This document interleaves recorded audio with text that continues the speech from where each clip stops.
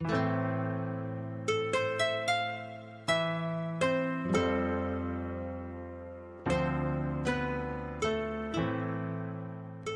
of people are diagnosed with cancer every year. Most of us will lose their hair. My name is Laura, and I'm a breast cancer survivor. I've just completed my 4th round of chemotherapy and have 2 more to go. Many women describe losing their hair as a very traumatic event. That's why I'm making this video, to help women look at hair loss a little differently and maybe even have some fun with it. Your oncologist can help you estimate when you're going to have hair loss based on your chemotherapy regimen. Mine was predicted to fall out 2 weeks after my first round, and they were right on target. If you're going to buy a wig, I recommend you do it before you lose your hair. Make wig shopping a fun event. Take a crazy fun friend or a family member. In my case, I took my daughters. We armed ourselves with a camera and one goal. That was to try on a wig of every color, every length, just for fun.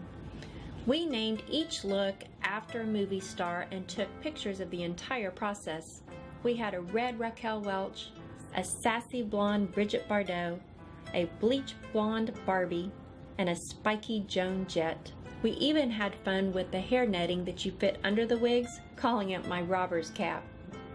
Ultimately, I chose 2 wigs, one closer to my natural brown hair color, although it was a very different style, and the other one a red sassy one that I had just because it made me feel good in it. Remember, you don't have to match what you had before. Have some fun with it. I then assembled a web gallery of all the wig pictures and emailed them to my friends, asking them to vote on their favorite wig. I timed it to where the wig votes would be coming in about the time I was going to be actually losing my hair. This gave me lots of laughs because my friends really enjoyed this process and gave me lots of great funny comments to go on. A few days prior to your predicted hair loss date, you'll want to cut your hair down to 1/4 inch.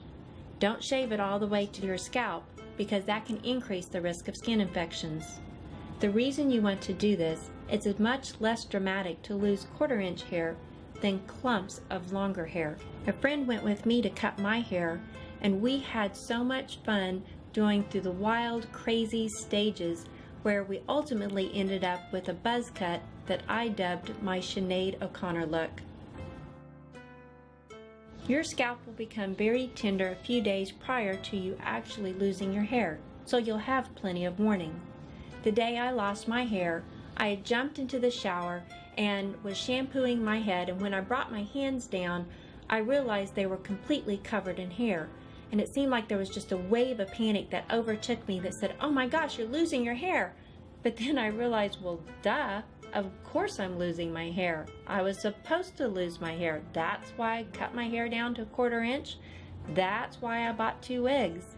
But still, it was a little shocking seeing how much hair loss I had. Fortunately, I was actually out of town at a hotel when this happened.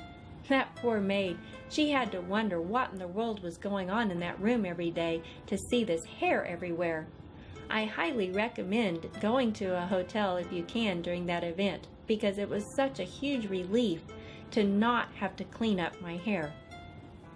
I wear my wigs primarily at work or on special occasions. Most of the time I wear a hat, scarf, or a turban.